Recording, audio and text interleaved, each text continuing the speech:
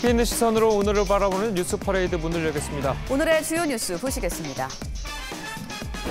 검찰이 서해 피격 사건과 관련해 박지원 전 국정원장을 내일 소환 조사할 예정입니다. 박 전 원장은 당시 감청 정보와 국정원 초기 보고서를 삭제 지시한 혐의 등을 받고 있습니다. 오늘 출근길 서두르셔야겠습니다. 중부지방을 중심으로 최대 10cm의 폭설이 예보된 데 이어 잠시 뒤 8시부터는 전국 장애인 차별철폐연대가 지하철 시위를 펼칩니다. 이상민 행정안전부 장관의 거취를 놓고 연말 전국이 사실상 멈춰선 분위기입니다. 대통령실은 유보적인 입장을 보이고 야당은 탄핵안까지 꺼내들면서 이태원 국정조사와 내년도 예산안 처리도 불투명한 상황입니다. 고금리 시대에 대출이자는 껑충 뛰었는데 예금이자는 그만큼 오르지 않는다는 지적이 잇따르고 있습니다. 은행들이 왜 그러는지 속사정을 전문가와 함께 짚어봅니다. 저희는 잠시 뒤 돌아오겠습니다.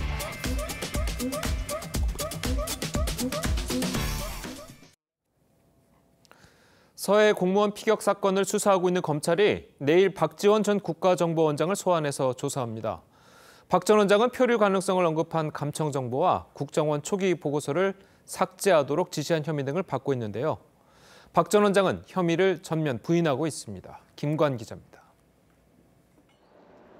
서울중앙지검이 박지원 전 국정원장에게 내일 오전 10시 검찰에 출석하라고 통보했습니다. 박 전 원장은 SNS를 통해 검찰과 소환 일정을 조정했다면서 소환에 응할 것이고 공개 소환을 바란다고 밝혔습니다. 박 전 원장은 지난 2020년 9월 해양수산부 공무원이었던 고 이대준 씨가 북한군에 피살됐을 당시 관련 첩보 보고서 등을 무단 삭제한 혐의로 지난 7월 국정원으로부터 고발당했습니다. 검찰은 박 전 원장이 이 씨의 사망 다음 날 안보실 주도로 열린 관계장관 회의에 참석한 뒤 서훈 전 국가안보실장으로부터 보안을 유지하라는 지시를 받고 국정원 문건 삭제 등을 지시한 것으로 의심하고 있습니다. 박 전 원장은 혐의를 부인하고 있습니다. 서훈 전 실장으로부터 어떤 지시도 받았지 않고 삭제 지시도 없었다. 제 자신도 없었다. 하지만 박 전 원장 소환 이후 검찰 수사가 문재인 전 대통령까지 향할 수 있다는 관측도 제기됩니다. 검찰은 당시 청와대가 남북관계 돌파구 마련을 위해 피살 공무원의 표류 가능성을 차단하고 이른바 월북몰이를 한 게 아닌지 살펴보고 있습니다. TV조선 김관입니다. 대통령실이 이상민 행안부 장관 해임 건의에 대해 진상이 명확히 가려진 뒤 판단하겠다는 기존의 입장을 재확인했습니다. 현재로서는 해임 건의를 수용할 의사가 없어 보이지만 법적 책임 소재가 가려진 뒤 거취를 결정할 수 있다는 뜻으로도 읽힙니다. 홍현주 기자의 보도입니다. 대통령실은 해임 건의문을 받은 뒤 선 진상 확인 후 판단 입장을 재확인했습니다. 수사와 국정조사 이후 확인된 진상을 토대로 종합적인 판단을 하겠다고 이미 말씀드렸고 사실상 거부 입장을 밝혔지만 경찰 수사가 진행 중이라는 점을 감안해 여지는 남긴 겁니다. 대통령실 고위 관계자는 법적 책임 여부가 가려지지 않은 현 시점에선 해임할 수 없다는 의미라며 윤석열 대통령은 정치적 책임까지도 따져보겠다는 입장이라고 전했습니다. 윤 대통령은 한덕수 총리와의 주례 회동에서 새 예산안 처리가 지연되고 있는 걸 안타까워하며 법인세법과 한국전력공사법 개정안 처리의 중요성을 강조했습니다. 경제와 안보의 엄중한 상황을 극복해 나가기 위해서는 여야가 따로 있을 수 없습니다. 민주당 다수가 반대해 본회의에서 부결된 한전채권 추가 발행 관련법이 연내 처리되지 못할 경우 정부는 내년 전기요금이 3배까지 오를 수 있다는 입장입니다. TV조선 홍현주입니다. 민주당은 윤석열 대통령이 이상민 행안부 장관 해임 건의를 사실상 거부했다고 보고 이 장관에 대한 탄핵 소추안을 검토하기로 했습니다. 하지만 국무위원 탄핵은 헌법이나 법률 위반이 입증되어야 가능한 것이어서 민주당 내부에서도 현실성이 떨어진다는 지적이 나오고 있습니다. 신윤만 기자의 보도입니다. 민주당은 휴일에 본회의를 열어 이상민 장관 해임 건의안을 강행 처리한 데 대한 비판 여론을 의식한 듯 정당성을 재차 강조했습니다. 책임을 방기하고 더군다나 책임 회피에 급급한 정부의 첫 책임을 묻는 단추를 깬 것. 그러면서 이 장관에 대한 탄핵 소추안도 예고했습니다. 해임안을 거부하면 바로 탄핵으로 갈 수밖에 없다는 점을 분명히 말씀드리고. 하지만 야당 내부에서도 현실성이 떨어지는 무리수란 지적이 나옵니다. 한 수도권 3선 중진은 명확한 법률 위반이 밝혀지지 않은 상황에서 탄핵안 제출은 부담스럽다고 지적했고, 다른 재선 의원은 탄핵 소추를 의결하더라도 헌법재판소의 최종 판단까지 6개월이나 걸릴 수 있어 실효성이 떨어진다고 우려했습니다. 특히 탄핵 소추가 되면 이 장관의 직무가 정지되고 결과적으로 국정조사 증인 출석도 불가능해진다고 전략 부재를 비판했습니다. 여당도 이재명 방탄을 위해 정쟁을 만들어 국민 관심을 돌리려는 심산이라고 비난했습니다. 민주당이 국정조사를 진실을 밝히기 위한 데 쓰는 것이 아니라 정치 공세를 하기 위해서 쓰겠다는 의도가 드러난 것이다. 다만 경제난 해소에 필요한 일들이 국회에서 발목이 잡히게 돼 여권의 부담도 커질 수밖에 없습니다. TV조선 신유만입니다. 예, 이 서해 피살 사건을 수사 중인 검찰이 내일 박지원 전 국정원장을 소환 조사할 방침입니다. 앞으로 검찰 수사가 문재인 전 대통령까지 향할지 주목되고 있는데요. 두 분과 함께 정치권 소식을 자세하게 짚어보도록 하겠습니다. 노동일 경희대 교수 그리고 김상일 정치평론가 나오셨습니다. 안녕하세요. 안녕하십니까. 자, 먼저 검찰 수사와 관련해서 그동안 박지원 전 원장이 어떤 입장을 밝혀왔는지 들어보겠습니다. 그리고 제가 관계장관 회의나 NSC 모든 회의에 참석했지만은 그런 지시는 없었다 하는 것을 저는 분명히 밝히고 모든 회의에 검찰에 나가서도 진술을 할 것입니다. 네. 모든 언론들이 이번 주에 간다 가니까 언론대로 가더라고요. 대한민국 검찰이 어떤 검찰입니까? 다 물을 거 물고 박지원도 있는 그대로 사실대로 진술을 하는 것이 도리 아니에요? 제가 뭐 무릎 꿇고 눈 감고 죽으려고 하겠어요? 예. 자, 문재인 정부의 마지막 국정원장을 지낸 박지원 전 원장을 이번 주 소환을 예상을 한 것 같은데, 자, 어젯밤에 이제 SNS를 통해서는 내일이죠. 이제 내일 지금 오늘로 치면 이제 내일 검찰에 소환이 되는 것에 대해서 이제 응하겠다. 자, 이렇게 얘기를 했습니다. 좀 어떻게 좀 보십니까? 글쎄요. 더더구나 또 뭐 공개 소환하라 그러니까 이제 않습니까? 예. 뭐 서훈 안보실장도 그렇고 여러 사람들이 대개는 이제 비공개 소환을 받았는데 박 전 원장은 계속 뭐 공개 소환하라고 했고 방송에 나가서 계속 이와 관련된 얘기를 했죠. 예. 보통 사람들 같으면 이런 문제는 언급을 잘 안 하거든요. 뭐 수사 중인 사안이니까 뭐 언급을 하는 게 적절치 않다. 보통 이렇게 나가지 않습니까? 근데 박지원 전 원장 사건은 이 서해 공무원 피살 사건과 관련해서 일관된 입장인 것 같습니다. 본인이 여러 회의에 참석했지만 서훈 전 실장으로부터 뭐 삭제하라 이런 지시를 받은 적도 없고 본인이 국정원 직원들에 대해서 뭐 첩보를 삭제하라 이런 지시를 한 적도 없다. 그러니까 삭제 지시한 적도 없고 삭제를 한 적도 없다. 이런 얘기 일관된 입장이니까 뭐 당당하게 자신감을 현재로서는 표현할 것 같습니다. 그런데 이제 검찰이 박 전 원장을 소환한다면 어떤 그 증거를 가지고 있는지 아직은 모르죠. 그래서 조사가 불가피하다고 보여지고요. 국정원이 한 역할도 있을 수 있으니까. 그러나 박지원 전 원장 소환 이후에 검찰이 예를 들어서 뭐 추가 소환을 하는지 아니면 구속영장을 청구하는지 아니면 또 기소를 하는지 뭐 그런 것들에 따라서 현재 검찰이 가지고 있는 증거가 어떤 건지 드러날 것이고 그에 따라 사건의 향방이 갈려질 걸로 보여집니다. 예. 자, 박지원 전 원장 같은 경우에는 이제 서훈 전 안보실장의 지시를 받아서 첩보 보고서를 삭제했다. 자, 이 혐의에 대해서는 줄곧 이제 부인을 해왔습니다. 자, 이 검찰이 이 혐의에 대해서는 뭐 파악을 하고 있는 게 맞는 건가요? 어떻게 보십니까? 글쎄요, 일단은 그 완전히 파악이 되진 않았기 때문에 뭐 공소장에서 그 혐의는 좀 빼고 기소를 한 것으로 좀 보입니다. 근데 좀 이제 민주당 일각에서 의심하는 건 무엇이냐면 이게 지금 서훈 그 전 안보실장이 구속적 부심을 신청할 것이다 이렇게 예견이 돼 있었고 구속적 부심을 신청했을 때 석방이 되면 그 수사의 동력이 굉장히 꺾일 거다 이런 우려가 있었잖아요. 그래서 급하게 좀 기소를 하느냐고 뭐 충분한 조사가 이루어지지 않은 것들은 빼고 충분한 조사가 있다라고 좀 공소유지가 좀 자신 있는 부분만 기재해서 기소를 한 것이 아닌가 이렇게 좀 생각이 됩니다. 그렇다면 이제 박지원 전 원장을 좀 조사한 뒤에 이 혐의가 조금 구체화되면은 추가로 서훈 전 원장 공소장 변경을 할 수도 있겠죠. 예, 알겠습니다. 자, 또 이제 검찰 수사가 속도를 내면서 과연 문재인 전 대통령에 대한 조사가 이루어질지도 관심입니다. 유가족들은요, 문 전 대통령을 향해서 입장 표명을 요구했습니다. 직접 들어보겠습니다. 서훈 전 안보실장의 기소는 진실을 밝히는 시작입니다. 이제 동생의 사건의 최고 책임자였던 문재인 전 대통령 스스로가 국민 앞에 진실을 밝혀야 합니다.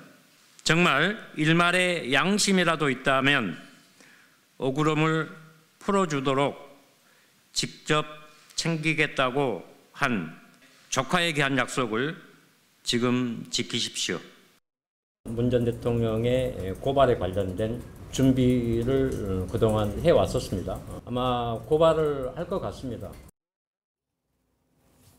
예, 자, 유족들은 문 전 대통령에 대한 고발을 할 것 같다라고 이제 이야기를 했는데 그동안 이제 검찰에서 나오는 얘기들을 들어보면 박지원 전 원장과 이제 서훈 전 실장을 끝으로 수사를 좀 마무리할 것이다라는 분위기가 감지되기도 했었는데 이 유족들이 고발을 하게 되면 좀 달라지는 거 아닌가요?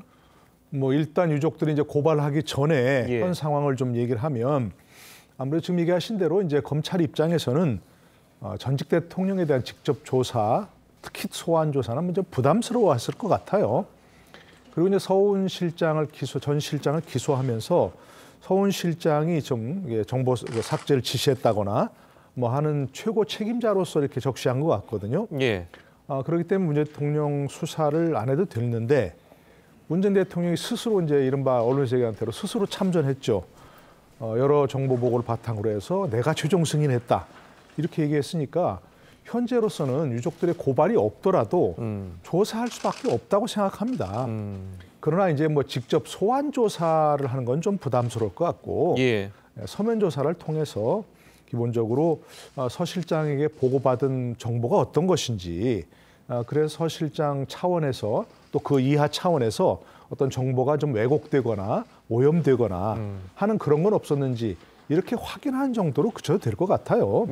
개인적으로는 뭐 이에 대해서 이견이 있는 분도 있으시겠지만 저는 전직 대통령에 대해서 자꾸만 이렇게 사법 처리가 되고 어떤 식으로든 조사가 수사가 되고 하는 것들은 좀 바람직하지는 않다고 생각합니다. 그러니까 이 문제는 유족들에 대한 명예훼손 또 고인에 대한 명예훼손 이것을 바로잡고 월북이 아니라고 하는 사실을 바로잡고 그런 것으로서 그리고 그에 대한 어떤 혹시라도 뭐 첩보 보고를 삭제한다거나 이런 문제가 있다면 그런 사람들에 대한 처벌로 충분하지 않을까 개인적으로는 그렇게 생각합니다. 예, 자, 이 교수님 말씀처럼 이 전직 대통령에 대한 수사가 조금 이제 불필요할 수도 있다라고 이제 보시는 분들도 많기 때문에 문 전 대통령이 유족들이 원하는 대로 입장 표명이라든지 아니면 유족들을 향한 뭐 사과라든지 재발 방지라든지 뭐 재발 방지는 아니겠지만 사과라든지 그 현재 상황을 설명하고 자, 이런 거가 필요하지 않을까라는 생각도 있는데요. 그러니까 저도 좀 약간 그런 의견에 동조하는 쪽이에요. 왜냐하면 유족들 입장에서는 한 명의 국민으로서 국가에 대항할 수 없는 어떤 피해를 입은 셈이잖아요.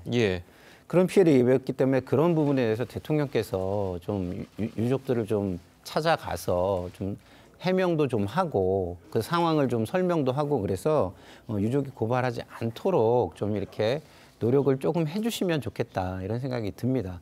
뭐 전반적으로 볼 때 국가나 역사로 볼 때 전직 대통령이 자꾸 고발되는 그리고 검찰에 가서 조사받는 이런 상황이 좋지는 않잖아요. 그리고 지금 상황으로 볼 때 우리 교수님께서 잘 설명해 주셨지만 최종 승인을 했다고 하지만 그 승인의 판단 근거가 무엇이었느냐가 더 중요할 수도 있거든요.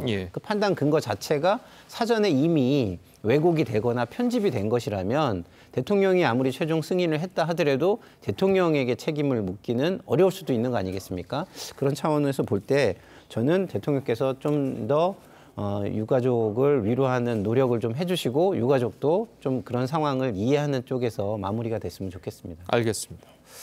자, 다음 소식으로 넘어가 보도록 하겠습니다. 이상민 행정안전부 장관 해임 건의 관련 소식인데요. 관련 영상을 먼저 보시겠습니다.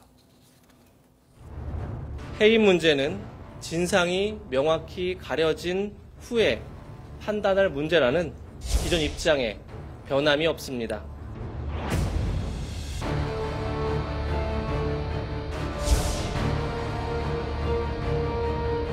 책임을 방기하고 더군다나 책임 회피에 급급한 정부의 첫 책임을 묻는 단추를 깬 것입니다. 국민의 뜻, 국회의 뜻을 존중하시기를 당부드립니다.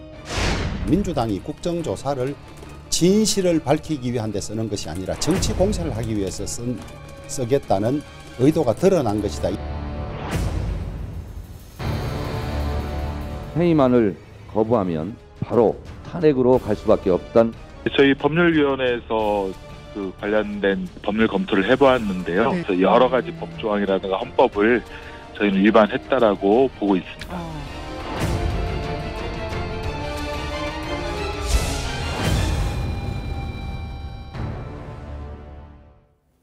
예, 앞서 보신 것처럼 대통령실은 진상을 확인하고 판단하겠다. 뭐 기존의 입장을 재확인한 거가 맞는 거죠? 네, 뭐 윤석열 대통령이 처음부터 계속해서 확실히 진상을 규명한 다음에 책임이 있는 사람에게 뭐 윤석열 대통령이 그들에게 뭐 딱딱 책임을 물어야 한다 이렇게 얘기했지 않습니까? 예.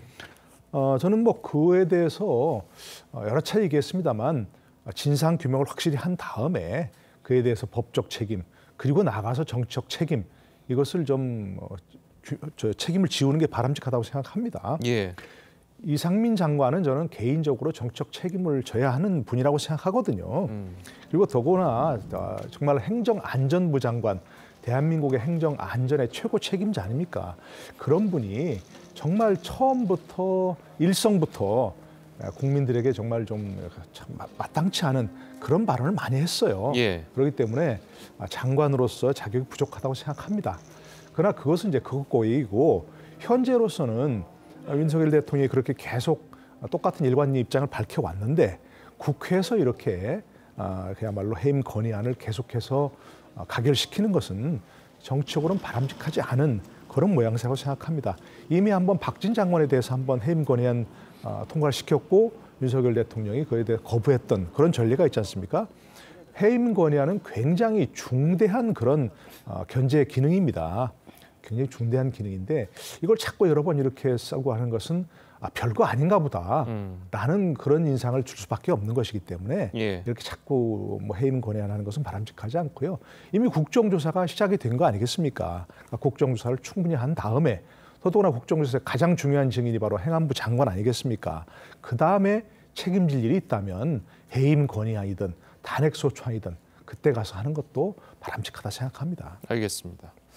자, 그리고 이제 대통령실이 진상이 가려지고 나서 판단하겠다라는 거는 진상 이후 그 정말 정치적인 문제 아니고 법적인 문제에서 문제가 없다면 해임이나 사퇴는 없다. 이렇게 좀 봐도 되는 건가요? 어떻게 보나요? 아니, 그런 우려를 가진 사람들이 많죠. 지금 하는 모습들을 보면 이게 또 시간 끌기 한 다음에 그렇게 하지 않을까 이렇게 생각하는 분들이 많아요. 근데 한번 생각을 해보자고요. 조금만 입장을 바꿔서 생각을 한번 해보면 이런 겁니다. 제가 이상민 장관이에요. 제가 그 사고가 날 때 그 자리에 있었어요. 그러면 제가 기꺼이 이거를 진상 규명하는데 더 도움을 주려고 하겠습니까? 조금이라도 좀 가려지게 하려고 하겠습니까?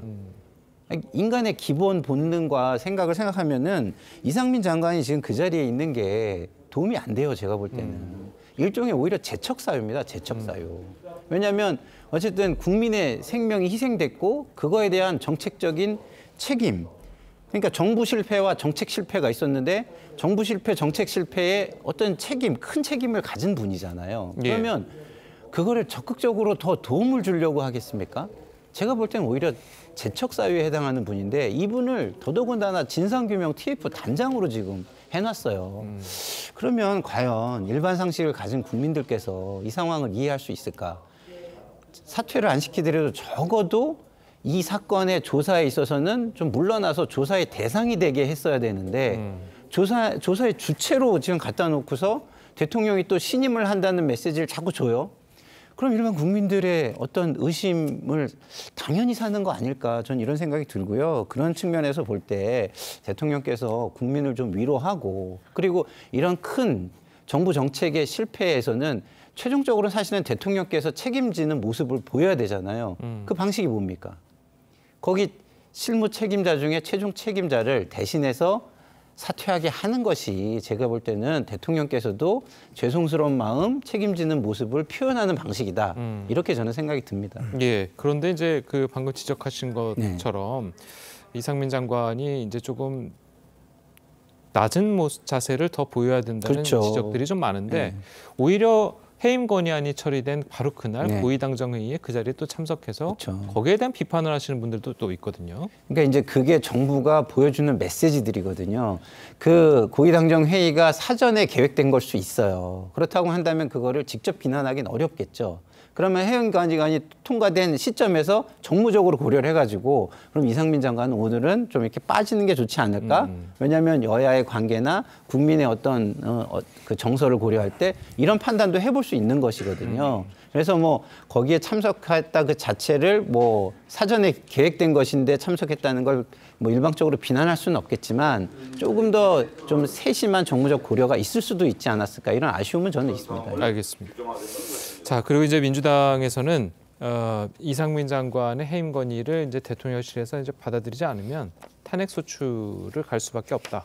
자, 이렇게 이야기를 하고 있거든요. 현실적으로 좀 가능하다고 보십니까?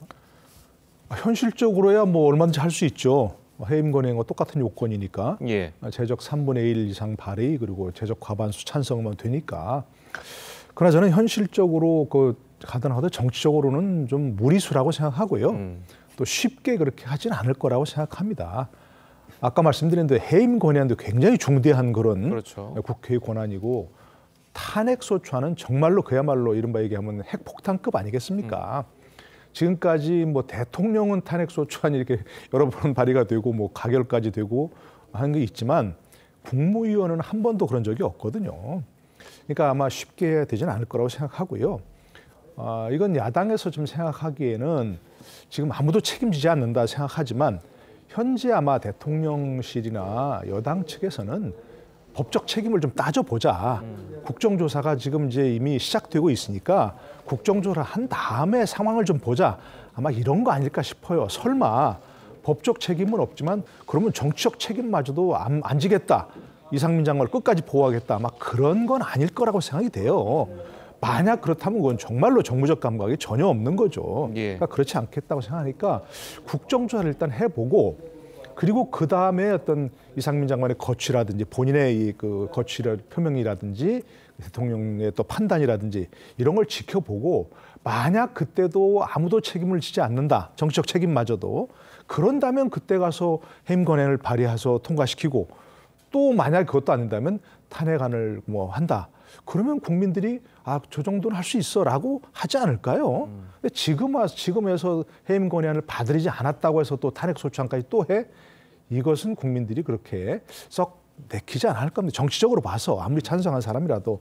그리고 뭐 다 아시지만 헌법과 법률을 직무집행 과정에서 위반했어야 되고, 더더구나 헌재 의견에 따르면 중대한 법률 위반, 중대한 헌법 위반이 있어야 되는 것이거든요. 그러니까 그런 요건마저도 사실은 충족하는지 여부도 좀 의문이니까 조금 한 템포 늦추는 게 바람직하다 이렇게 생각합니다. 예. 자, 지금 방금 이게 교수님께서도 이제 지적을 하셨고, 민주당 내에서도 중진 의원들이 과연 이 탄핵이 될 것인가라고 의문을 품고 있는 분들이 많은데, 조금 전에 저희가 이제 방송을 통해서 들은 바로는 민주당 법률위원회에서 법률 검토를 해봤더니 중대한 법률 위반이 있는 걸로 판단이 된다. 이렇게 이야기를 했거든요. 좀 전에 그 법률위원회 위원장이 김승원 의원 아닙니까? 판사 출신이에요. 그래서 뭐 법 검토를 외부에서 받아서 본인도 전직 판사로서 판단을 충분히 해봤을 것으로 보고요. 그 판단의 결과는 뭐 탄핵을 해볼 수는 있다라는 정도까지는 충분히 넘어서는 판단을 가지고 있는 것 같아요. 그렇지만 정치잖아요. 그래서 저는 지금 노동현 교수님께서 말씀하신 대로 국민에게 최선을 다하는 모습 후에 마지막 수단을 활용하는 것이 좋다. 그래서 뭐 라스트 리조트라고 표현하잖아요. 최후의 수단. 그리고 수단의 상당성, 이런 것을 국민에게 충분히 느끼게 해준 다음에 하는 게 좋다라는 차원에서 저는 정무적 타이밍에 대한 정무적 감각을 좀 잘 발휘해 주셨으면 좋겠다 이런 생각이 들고요. 예. 그러기 위해서는 국정조사가 굉장히 중요합니다. 이번 국정조사에서 정말 유가족과 희생자를 생각해서 헌신적으로 최선을 다하는 모습을 보여야지 어떤 사심을 드러내는 과도한 행위를 해서 뭐 과거에 뭐 3M이나 이모 교수 같은 해프닝이 생기면 탄핵 소추하는 동력도 저는 떨어져 버릴 수밖에 없다고 생각해요. 정말 진정성 있고 헌신적으로 국조에 임해야 되고요. 그런다고 한다면 저는 이상민 장관이 궁지에 몰릴 거라고 생각하고 만약에 사퇴라든가 해임 같은 게 안 받아들여지면 당연히 국민의 뜻을 모아서 탄핵소추까지 갈 수 있다라고 저는 생각합니다. 왜? 이게 국민의 생명이 지금 희생된 겁니다. 지금 이걸 무조건 막겠다고 드는 국민의힘의 태도는요. 국민의 생명에 대한 존엄, 이 존엄에 대한 경시라고 뿐이 안 보이는 거예요. 알겠습니다. 자, 뭐 어쨌든 탄핵소추안을 둘러싸고 민주당 내에서도 이제 다른 목소리가 나오곤 있긴 하지만 이 해임 건의안이 나오면서 여당 내부에서도 좀 갈등이 생기는 것 같아요. 예를 들어서 뭐 장제원 의원 같은 경우에는 이태원 국정조사를 수용한 주호영 원내대표, 그러니까 원내대표진들을 강하게 좀 비판하는 모양새를 보이고 있거든요. 글쎄 이제 뭐 장제원 의원은 또 의견이 있겠죠. 예. 그 문제에 대해서는 뭐 아마 100이면 100사람 다 의견이 다를 거예요. 지켜보는 사람, 훈수 두는 사람은 뭐 여러 가지 얘기할 수 있는데 예. 막상 그 장기를 둬야 하는 사람으로서는 그게 훈수만으로 들 수는 없는 거 아니겠습니까? 그러니까 조호영 의원의 그런 조호영 원내대표의 합의, 뭐 예산안 통과 후 국정조사하겠다라고 얘기하는 합의한 것은 아마도 불가피한 선택 아니었을까 싶어요. 문제에서 왜냐하면 야당에서 지금 거대 야당 아닙니까? 여의도에서는 여당이 지금 민주당 아닙니까? 예. 그런데서 예산안을 볼모로 해서 아무것도 안 해주겠다. 이렇게 얘기하면 예산안 통과가 급한 여당 입장에서는 야당이 뭔가라도 들어줘야 될 거 아니겠습니까? 그리고 국정조사를 야당에서 여당이 주장하는 국정조사를 야당이 또 마냥 거부할 명분도 마땅치 않아요. 당연히 국회가 해야 할 일이고 그거는. 그러니까 그것을 들어줄 수밖에 없는 불가피한 사유가 있었고 뭐 그런 점에서는 조금 이해를 할 필요가 있지 않겠는가. 본인이 이제 원내대표가 아니고 그 여러 가지 협상 과정의 속내정을 잘 모를 때는 그걸 좀 이해해주고 함께 힘을 모아주는 그게 여당의 모습 아닐까 싶은데 뭐 나름대로 장제원 의원은 또 뭔가 또 비판하는 그런 지점이 있겠죠. 예, 알겠습니다. 자, 오늘 두 분 말씀은 여기까지 듣겠습니다. 잘 들었습니다. 고맙습니다. 전국 장애인 차별철폐연대가 오전 8시부터 출근길 지하철 시위를 벌입니다. 그동안 전장에는 열차에 타던 중 멈춰서 문이 닫히는 것을 막거나 탔다가 다시 내리는 고의적인 지연 행위를 했었는데요. 자, 서울시가 오늘부터 지연이 심각하다고 판단될 경우에 무정차 통과하겠다고 밝혔습니다. 자, 시위가 시작되는 삼각지역에 나가 있는 취재기자 연결해 보겠습니다. 자, 안윤경 기자, 자, 현장 상황 어떻습니까? 네, 잠시 뒤 오전 8시부터 전장현의 출근길 지하철 시위가 시작됩니다. 열차에 오를 것으로 보이는 1-1 승강장 앞에는 지금 지하철 보안관과 경찰관들이 배치되고 있는데요. 시민들은 이 모습을 보면서 혹시라도 출근길에 늦지는 않을까 걱정하는 모습입니다. 서울시는 오늘부터 시위가 진행되는 역은 열차가 서지 않고 통과할 수 있다고 밝혔습니다. 전동 휠체어를 탄 전장현 시위대는 열차에 탑승했다가 내리는 것을 반복하는 방식으로 시위를 펼치고 있는데요. 이로 인한 지하철 지연과 시민들 불편을 더 이상 방치하지 않겠다는 뜻으로 보입니다. 다만 무정차 통과가 진행될 경우 승객들이 내려야 할 역을 그냥 지나쳐야 해 큰 불편을 겪어야 합니다. 전장현은 이번 주 목요일까지 삼각지역에서 오전 8시와 오후 2시 하루 2차례 시위를 벌일 예정입니다. 자, 그런데 오늘 눈쏘시까지 있어서 출근길 혼잡이 더 우려되고 있는데 어떻습니까? 네, 그렇습니다. 어제 오후 서울에 내린 비가 곳곳에서 빙판길로 변하면서 출근길 대란은 더욱 우려되고 있습니다. 중부지방을 중심으로 곳에 따라 최대 10cm의 한방눈이 내리는 곳도 있겠습니다. 오늘 하루 서울에는 약 1에서 5cm의 눈이 내릴 걸로 예보가 됐는데요. 또 늦은 오후부터는 기온이 큰 폭으로 떨어져 빙판길도 우려됩니다. 전해드린 대로 전장현 지하철 시위에 눈 소식까지 겹치면서 오늘 출퇴근길에 큰 혼잡이 예상되는 만큼 시민들의 각별한 주의가 필요합니다.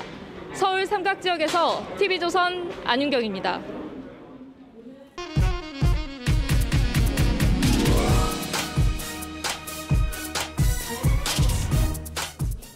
20대 직장인 배소연 씨가 경기도 수원의 한 빌라에 전셋집을 마련한 건 지난 2020년 12월. 6개월도 안 돼 집주인 김모 씨가 악성 임대인이란 걸 깨닫고 돈을 돌려받으러 나선 사이 그 얘기 듣자마자 남편하고 빨리 일단 보증보험부터 가입을 해야겠다. 어떻게 사고가 날지 모르니. 지난 10월 김 씨가 심장마비로 숨지면서 상황이 복잡해졌습니다. 집주인이 보증금 반환을 거부하면 임차인은 집주인에게 계약 해지를 알리고 주택도시보증공사 허그가 이를 근거로 먼저 임차인에게 돈을 준 뒤 집주인에게 돌려받는 구조인데 계약 당사자가 숨졌기 때문입니다. 김 씨 사망으로 계약 해지 통보가 안 돼 허그가 움직일 공간이 사라진 겁니다. 더 큰 문제는 집주인 김 씨가 지난 2020년부터 빌라 1139채를 사들인 속칭 빌라왕이란 점입니다. 허그에서 보증금을 돌려받지 못한 세입자는 11월 말 기준 170여 세대, 피해액은 334억 원 규모로 알려져 있습니다. 여기에 종부세 등 김 씨의 세금 체납액이 60억 원에 달해 상속인들이 상속을 꺼릴 가능성도 제기됩니다. 임대인이 사망한 케이스가 저희가 첫 케이스가 아니었는데 그거에 대한 대책이 마련이 되지 않았다는 거에도 너무 속상하고. 허그는 은행과 협의해 세입자들이 보증금을 돌려받을 때까지 대출 기한을 연장해주는 등 세입자 보호에 만전을 기하겠다고 밝혔습니다. TV조선 정수양입니다. 네, 전해드린 대로 서울시는 오늘 출근길부터 전장현의 시위로 열차 치연이 심각한 역에서는 무정차 통과하기로 결정했습니다. 네, 관련 내용 백성문 변호사, 장현주 변호사와 함께 자세히 짚어보도록 하겠습니다. 안녕하세요. 안녕하세요. 네, 안녕하세요.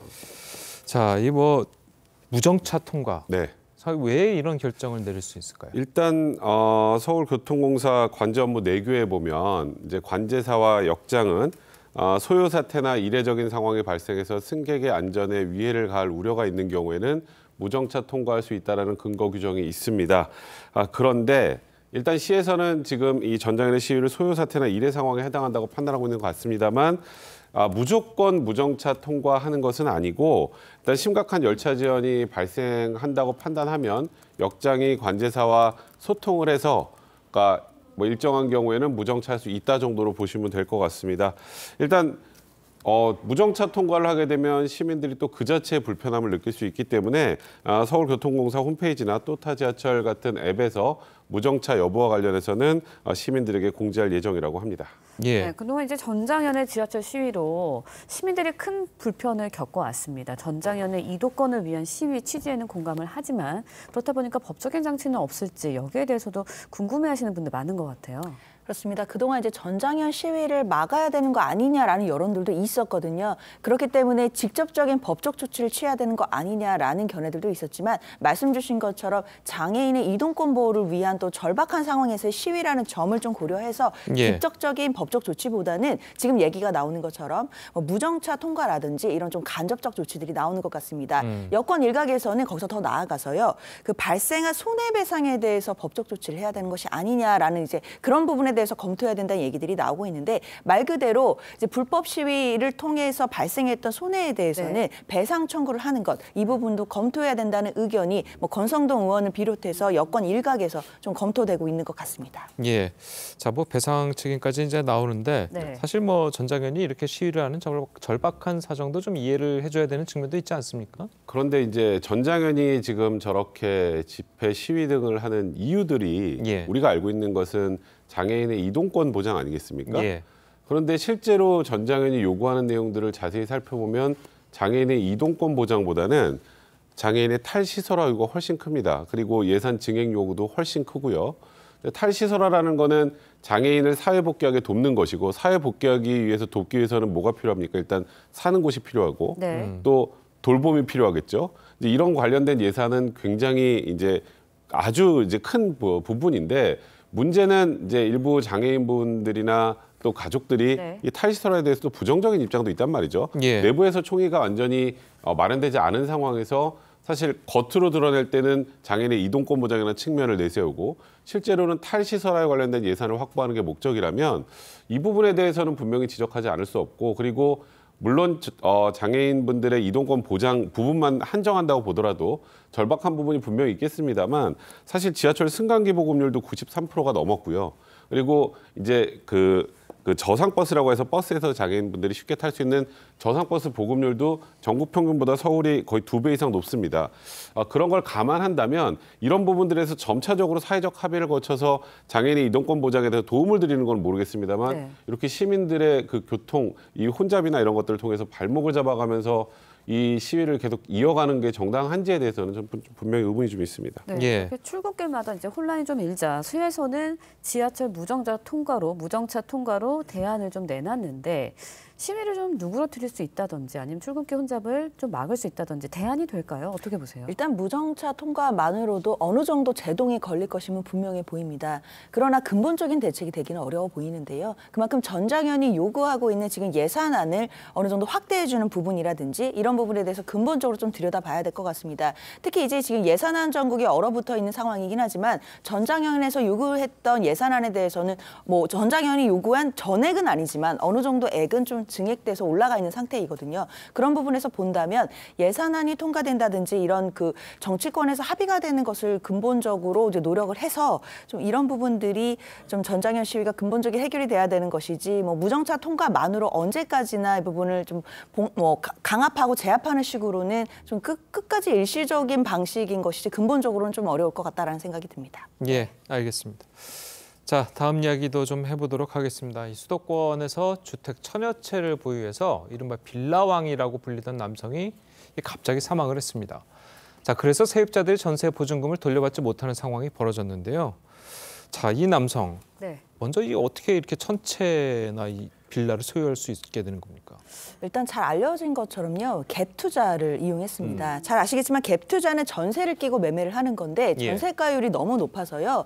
사실은 전세가액과 집값이 크게 차이가 나지 않는 주택들을 골라서 매입을 한 겁니다. 그러니까 결국 본인의 자본은 들어가지 않은 무자본 매매를 한 건데요. 특히 2020년부터 올해까지 수도권 빌라와 오피스텔 1000채가 넘는 빌라들을 소유했던 것으로 알려져 있고 그러다 보니까 이제 전세금, 보증금을 돌려받지 못한 세입자들이 너무나 많아졌고 지금 4월부터 온라인에서 피해자 모임을 만들었는데요. 거기 지금 피해가 확인돼서 가입된 분들만 400명을 넘는다고 합니다. 예. 네. 전세 보증금에 가입한 세입자들도 이제 보증금을 돌려받지 못하고 있는데 왜 그런 건가요?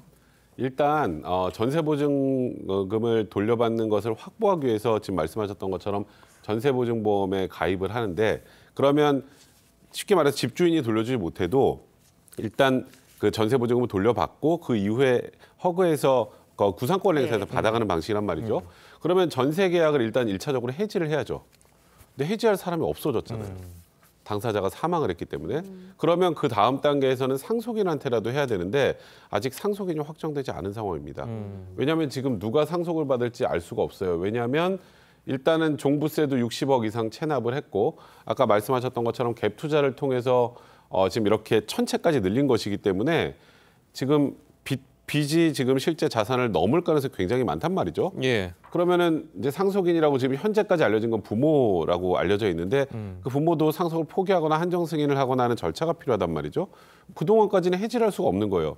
해지를 할 수 없으면 허그에서 보증금을 돌려주고 구상권을 행사할 대상 자체가 없기 때문에 그러니까 지금 현 시점에서는 이러지도 못하고 저러지도 못하는 그런 상황이 된 겁니다. 만약에 그 허그가 구상권을 돌려주지 못하는 대상자를 찾지 못하면 그냥 돈을 아예 못 돌려주는 건가요?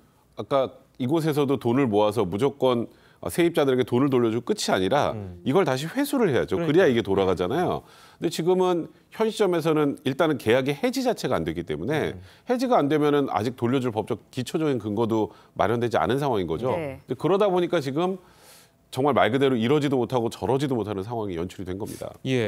자, 사실 뭐 전세 보증보험을 드는 이유가 이런 상황을 막기 위해서 이제 드는 경우가 굉장히 많은데 이렇게까지 허점이 있으면은 도대체 세입자들은 뭘 기대해야 할지도 모르겠고 이것까지 막으려면 어떻게 해야 된다 뭐 이런 것까지 있나요?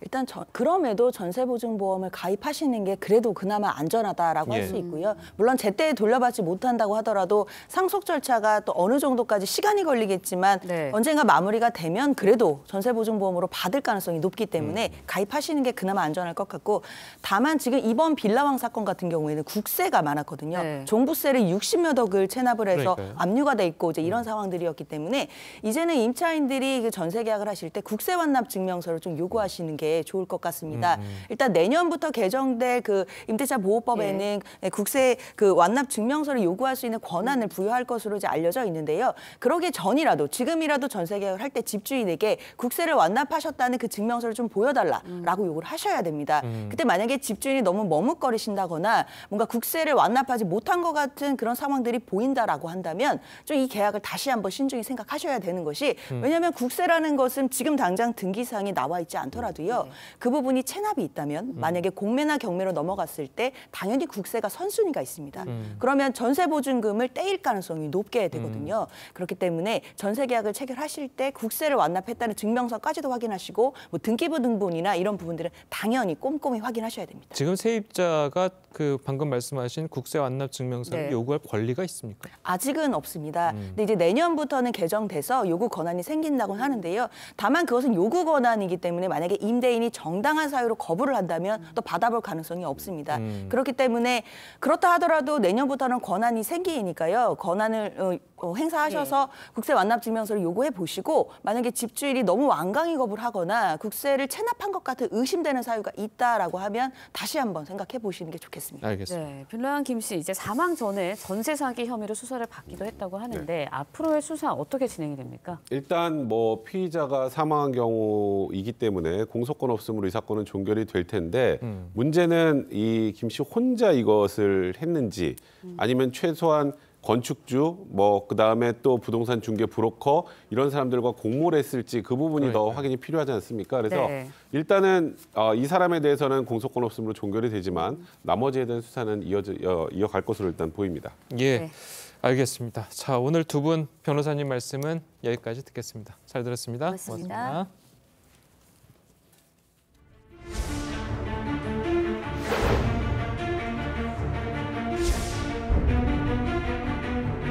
우리같이 이게 서민들은 그런 금리가 세니까 아무래도 은행 쪽으로 찾아가죠. 30분에서 1시간 정도 기다려야 돼요.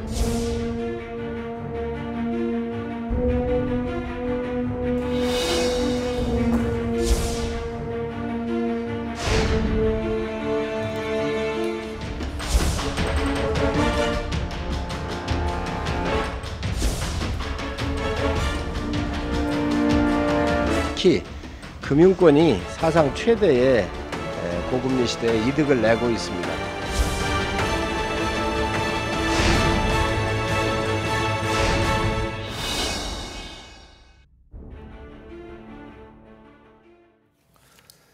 보신 것처럼 지난달 말 한국은행 기준금리가 3.25%로 오르면서 이 고금리 행진이 이어지고 있지만 예금 금리는 제자리 걸음 중입니다. 네, 그 이유가 무엇인지 석병훈 이화여대 경제학과 부교수와 함께 자세히 짚어보도록 하겠습니다. 안녕하세요. 안녕하세요.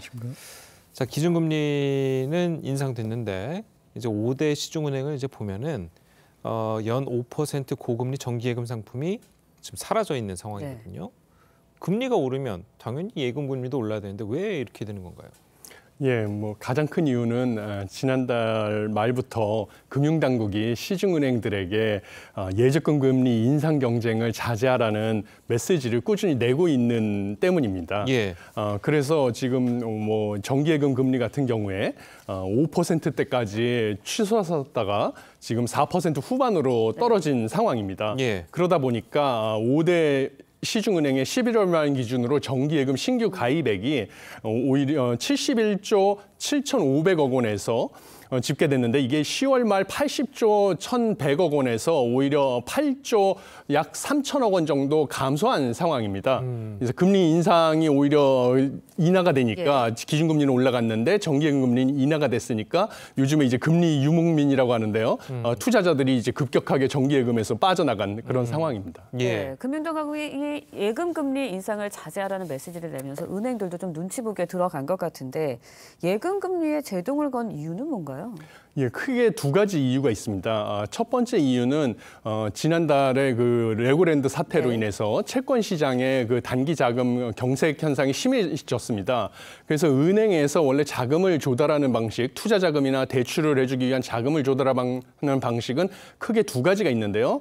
채권, 은행채라고 하죠. 은행채를 발행해서 자금을 조달하는 방식이 있고요. 다른 하나는 이제 정기 예금이나 정기 적금 같은 예금을 통해서 조달하는 방식이 있습니다. 예. 그런데 이제 은행채 같은 경우는 이제 은행이 뭐 망할 염려는 거의 없다 보니까 은행채를 발행해서 조달을 하면 가뜩이나 자금 경색이 있는 채권 시장에서 회사들이 회사채 발행으로 조달해야 될 자금을 은행들이 다 흡수해가는 경향이 있어서 금융당국에서 은행채 발행을 자제하라 이렇게 요구를 했었습니다. 그러다 보니 은행에서는 이제 은행채 발행을 못하게 되니까 대신 정기 예금, 정기 적금을 통해서 자금을 조달하기 위해서 정기 예금 적금 금리를 올렸습니다. 그렇죠. 그랬더니 이제는 뭐 채권 시장뿐만 아니라 제2금융권 같은 경우는 저축은행이나 뭐 보험회사 같은 경우에 저축성 보험도 있는데요. 제1금융권에서 금리가 올라가니까 제2금융권에서 오히려 제1금융권으로 더 안전하지 않습니까? 제2금융권보다 자금이 급격하게 이동하면서 제2금융권도 이제 경쟁적으로 또 제1금융권보다 금리를 올려야 되는 상황에 처했습니다. 그러다 보니 제2금융권의 수익성이 안 좋아져서 이게 첫 번째 이유입니다. 그 은행권으로 자금 쏠림 현상을 막기 위해서 금리 인상을 자제하라, 경쟁적인 예금 금리 인상을 자제하라는 게 있었고요. 두 번째는 지금 가계부채 문제가 심각합니다. 가계부채가 지금 3분기 기준으로 1,870조 원을 넘어서면서 사상 최대 규모인데요. 지금 한국은행이 기준금리를 올리게 되면 가계부채의 이자 부담이 올라가게 됩니다. 그런데 변동금리 주택담보대출의 기준이 되는 코픽스 같은 경우는 시중 8개 은행의 자금 조달의 금리를 가중평균한 건데요. 지금 은행채 발행은 줄어들고 정기 예금으로 인한 자금 조달이 늘어나면서 정기 예금 금리가 이 코픽스의 약 88%를 차지하게 됐습니다. 가중치가.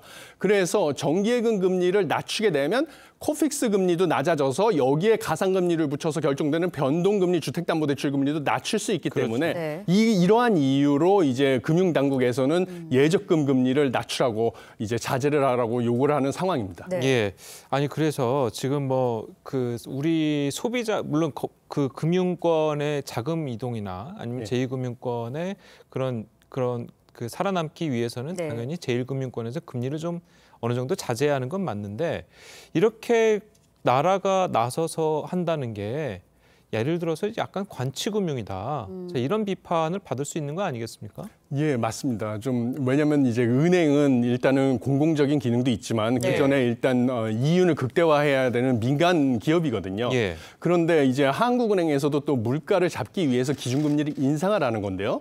기준금리에 따라서 민간 은행들이 이윤을 극대화하기 위해서 뭐 예금금리라든지 대출금리를 결정해야 되는 게 정상인데 금융당국이 나서서 처음에는 뭐 대출금리가 올라가니까 대출금리 인상을 자제하라 이러면서 뭐 예대금리 차를 뭐 공시하겠다 이렇게 얘기를 해서 압박을 하다가 그래서 이제 대출 금리를 자제하고 그러다가 이제는 또 예금 금리 인상도 자제하라. 이렇게 요구를 하다 보면 이제 한국은행의 입장에서는 대출금리도 안 올라가고 기준금리를 올렸는데 또 예금 금리조차 안 올라가게 되면 기준금리 인상의 효과가 없는 것이거든요. 그러니까요. 뭐 그런 효과도 있고요. 은행의 입장에서도 언제는 이제 예대 마진을 줄이라고 해서 대출 금리는 올리지 말고 예금 금리는 올리라고 했다가 이제는 또 예금 금리를 낮추라고 하니까 뭐 왔다 갔다 하는 상황이 돼서 이게 관치금융 논란도 불거지고요. 뭐 여러 가지 정책적 혼선으로 기업들 입장에서도 어려움이 가중되고 있는 상황입니다. 네, 그런데 인터넷 은행에서는 오히려 예금 금리를 계속해서 올리고 있는 상황이거든요. 왜 이러는 겁니까?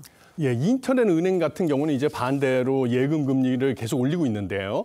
가장 큰 이유는 금리 인상을 지체하게 되면 인터넷 은행 같은 경우는 오히려 그 수신 잔액, 예금 잔액의 변동폭이 시중은행보다 훨씬 큰 상황입니다. 그렇기 때문에 아무리 시중은행은 금융당국의 눈치를 봐서 예금 금리를 낮춘다고 하더라도 인터넷 은행 입장에서는 예금 금리를 조금만 낮췄을 경우에 이제 금리 유목민들이 이제 순식간에 수신을 빼버리기 때문에 그럴 수가 어려운 상황이고요. 그러기가. 그리고 이제 그 인터넷 은행 중에 대표 은행인 K뱅크 같은 경우는 내년에 기업 공개가 예정돼 있습니다. 그래서 지금 이제 수신 잔액을 최대한 끌어모으고 그다음에 월간 활성 사용자 수를 늘려서 기업의 가치를 크게 키울 인센티브가 있는 상황입니다. 이런 두 가지 이유 때문에 인터넷 뱅킹, 인터넷 은행들 같은 경우는 오히려 금리를 올리고 있는 상황입니다. 그러면 이제 그 반대로 인터넷 뱅킹, 인터넷 은행들이 이제 예금 금리를 올리면 거기서 이제 대출 받은 사람들 대출 금리는 또 그만큼 올라갈 텐데 인터넷 은행들의 대출이 금리가 낮다고 해서 그쪽으로 가서 이제 빌린 사람들도 많았을 거 아니에요. 예. 그럼 지금 상황에서는 오히려 그게 역전 상황이 되는데 그 사람들의 피해는 어떻게 되는 겁니까, 그러면? 그렇죠. 그러니까 이런 상황이 이제 뭐 시장에 따라서 결정이 돼야 되는데요. 그러니까. 대출 금리건 수신 금리건요. 그런데 이제 금융 당국이 나서 가지고 이렇게 해라 저렇게 해라 왔다 갔다 하니까 결국은 소비자분들에게도 그렇죠. 예. 피해가 오는 상황입니다. 그래서 예금 금리는 기준 금리는 올라가고 뭐 물가도 올라가고 이러는데 예금 금리를 안 올라가게 되면 지금 뭐 부동산 시장부터 해서 주식 시장까지 다른 투자 자산들 가치는 다 떨어지고 있지 않습니까?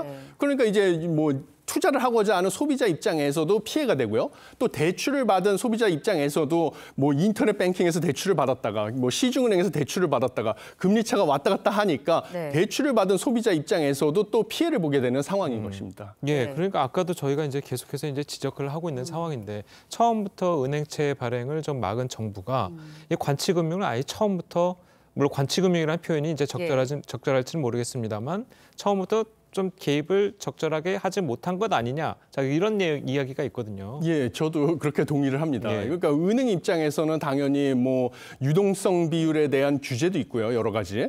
그다음에 최근에 뭐 대출에 대한 수요도 늘고 또 은행도 수익을 극대화하기 위해서는 투자를 해야 되기 때문에 기존에 발행을 하는 은행채도 또 만기가 돌아오면 일부는 상환하지만 나머지는 또 우리 신용대출 연장하듯이 차환 발행을 해야 되는데요. 이런 수요가 있는데 유동성 조달의 수요가 있는데 뭐 일단 채권 시장 자금 경색 때문에 은행채 발행을 막아라. 뭐 이러니까 당연히 또 수신을 금리를 올려서 예금을 끌어모아서 자금을 조달할 수밖에 없는데 또 과도한 수신금리 인상도 막게 되니까 은행의 입장에서도 지금 뭐 자금 조달에 어려움을 겪는 난감한 상황에 처할 수밖에 없는 것입니다. 그러니까 대응이 초반부터 이제 혼선을 빚게 되는 이런 상황이 된 것입니다. 자, 그러면 교수님 보시기에는 지금 이 상황을 조금 다시 예전처럼 되돌려 놓을 가장 좋은 해결책은 어디 있다고 보십니까? 뭐 일단은 지금 뭐 채권 시장의 금융 경색도 그 심각한 상황이고요. 자금 경색도 심각한 상황이고 그렇다고 해서 이제 지금 뭐 은행 같은 경우도 자금 조달하는데 어려움이 있는 상황이기 때문에요. 지금 금융 당국이 나서서 지금 이래라 저래라 왔다 갔다 하는 것은 바람직하지 않습니다. 이것은 관치금융 논란도 불러일으키고요. 그다음에 물가를 잡기 위해서 한국은행에서 기준금리를 인상하는 이런 정책의 효과도 또 막는 상황이기 때문에 고금리, 고물가의 고통을 더 길게 가져갈 수밖에 없는 상황입니다. 그래서 지금 금융당국에서 수신금리나 뭐 대출금리를 뭐 개입하려고 하지 말고 은행에서 자율적으로 결정하게 결국은 놔두는 방법밖에 없는 것입니다. 그리고 뭐 은행의 자금 조달 방식에 대해서는 이제 금융당국에서 추가적인 대책을 논의하고 있는데요. 뭐 3호 방식으로 은행 채권을 발행하고 그거를 갖다가 이제 한국은행에서 또 담보대출을 받게 해준다든지 뭐 이런 추가적인 대책을 강구해야 될 것으로 보입니다. 예, 알겠습니다. 자, 오늘 교수님 말씀은 여기까지 듣겠습니다. 잘 들었습니다. 고맙습니다.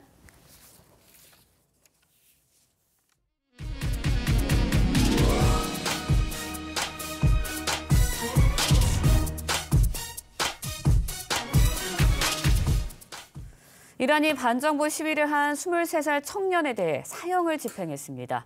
국제사회의 비난이 거센 가운데 유럽연합은 이란에 대한 추가 제재를 발표했습니다. 화면으로 함께 보시죠. 뉴욕의 이란 대사관 입구에 빨갛게 사형 집행 중지가 적혀 있습니다. 시위대들은 사형 집행을 반대하는 퍼포먼스를 펼쳤는데요. 국제사회의 거센 비난 속에서도 이란은 12일 23살 청년 마지드 레자 라흐나바드에 대한 사형을 추가로 집행했습니다. 라흐나바드는 지난달 반정부 시위에 참여해 폭력 행위를 했다는 이유로 사형 선고를 받았습니다. 형 집행은 도심 거리에서 공개적으로 이뤄졌는데요. 지난 8일 반정부 시위자에 대한 첫 번째 사형을 집행한 지 일주일도 되지 않아 두 번째로 형이 집행된 겁니다. 유럽연합은 이란의 추가 제재를 발표했습니다. We consider unacceptable the use of capital punishment as a tool to repress the protesters. 이란 당국의 시위대 유혈 진압으로 지금까지 최소 488명이 숨진 것으로 전해집니다. K-팝을 대표하는 그룹이죠. 방탄소년단의 맏형 진이 오늘 군에 입대합니다. 입대 하루 전부터 진이 입영할 경기도 연천의 군부대 일대는 들썩였는데요. 어떤 진풍경들이 펼쳐졌는지 한송원 기자가 취재했습니다. 방탄소년단 진의 이름이 새겨진 보라색 레드벌룬이 하늘에 띄워졌고 거리에도 보라색 입영 환영 현수막이 걸렸습니다. 주변 식당과도 분주합니다. BTS 노래 틀었습니다. 방탄소년단 맏형 진의 입영을 하루 앞둔 경기 연천군의 신병교육대 앞 모습입니다. 1992년생으로 올해 만 30살인 진은 문체부 장관의 추천으로 올해까지 입영이 연기됐지만 지난달 입영 연기 취소원을 내면서 연내 입대가 확정됐습니다. 회사 쪽에 일임하는 쪽으로 얘기를 해가지고 아마 회사에서 한 얘기가 곧 저희 얘기지 않을까. 삭발 사진을 공개한 진은 팬들에게 현장 방문을 삼가달라고 했고 소속사 빅히트 뮤직 측도 오늘 별도의 공식 행사가 없다며 안전사고 예방을 위해 마음으로만 배웅해달라고 팬들에게 당부했습니다. 하지만 진의 입대에 아쉬워하는 세계 각지 팬들이 경기도 연천에 모여들 가능성도 배제할 수 없는 상황입니다. 육군과 경찰은 비상이 걸렸습니다. 현장 안전 통제를 위해 오늘 종합상황실을 운영하고 구급차도 대비시킬 계획입니다. TV조선 한송원입니다.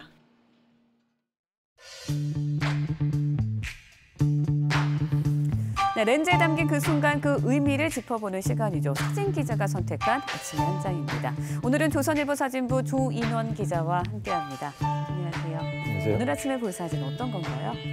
네, 매 한 마리가 자신이 사냥한 꿩을 잡고 있습니다. 지난 주말 대전에서는 전통 매사냥 시연 행사가 열렸습니다. 사진 함께 보겠습니다. 이날 행사엔 매사냥 무형문화재 보유자인 박용순 응사가 직접 제자들과 함께 매사냥을 보여주었습니다. 참매나 황조롱이 같은 맹금류의 훈련과 관람객들이 매를 가까이 볼 수 있는 시간도 가졌습니다. 매사냥은 꿩이나 토끼 같은 야생동물을 훈련된 매로 잡는 수천 년 된 사냥법입니다. 또 매가 이동하는 경로를 따라 발전을 해서 우리나라뿐 아니라 중앙아시아나 유럽에도 있는 스포츠이기도 합니다. 네, 그런데 사나운 매를 길들여서 사냥을 할 수 있게 훈련시키는지도 궁금한데요. 네, 매사냥은 훈련시키는 사람이 얼만큼 매를 아끼고 서로 교감하느냐에 달려 있습니다. 사납고 자존심 센 매한테 주인이 정성을 들이면 신뢰가 쌓이면서 동물들을 사냥할 수 있다고 합니다. 네, 동물들도 사람처럼 마음이 맞아야 같이 일을 할 수 있는 것 같네요. 지금까지 아침의 한 장이었습니다. 네, 오늘은 추위 속 중부지방을 중심으로 눈이 내리겠습니다. 현재 전국이 흐린 가운데 중부지방 곳곳에 약하게 비 또는 눈이 내리고 있는데요. 앞으로 그 밖에 전국 대부분 지역으로 확대가 되겠고 오후부터는 눈송이가 점차 굵어지겠습니다. 대설 예비특보가 내려진 경기 남부와 강원 남부, 충청 북부에 최고 10cm가 넘는 많은 양의 눈이 예상이 되고요. 서울과 경기 북부, 전남 지역에도 1에서 5cm 정도의 눈이 내려 쌓이겠습니다. 수도권 지역은 오늘 밤에 눈이 그치겠지만 일부 서쪽 지역은 내일 오전까지 이어지는 곳도 있겠습니다. 한편 황사의 영향으로 수도권 지역의 미세먼지 농도가 매우 나쁨 수준 보이고 있습니다. 오늘은 전국 대부분 지역의 공기가 탁할 것으로 보이니까요. 보건용 마스크를 착용하시는 것이 좋겠습니다. 낮부터는 북서쪽에서 찬 공기가 유입되면서 날이 부쩍 추워지겠습니다. 서울 3도, 대전 6도, 대구는 8도에 머물겠습니다. 내일은 서울 아침 기온이 영하 10도까지 곤두박질 치면서 한파특보가 내려질 것으로 보이니까요. 추위 대비 철저히 해주시기 바랍니다. 날씨였습니다. 화요일 아침 뉴스 퍼레이드는 여기서 마치겠습니다. 네, 저희는 내일 아침 7시 30분에 다시 찾아뵙겠습니다. 시청해주신 여러분 고맙습니다.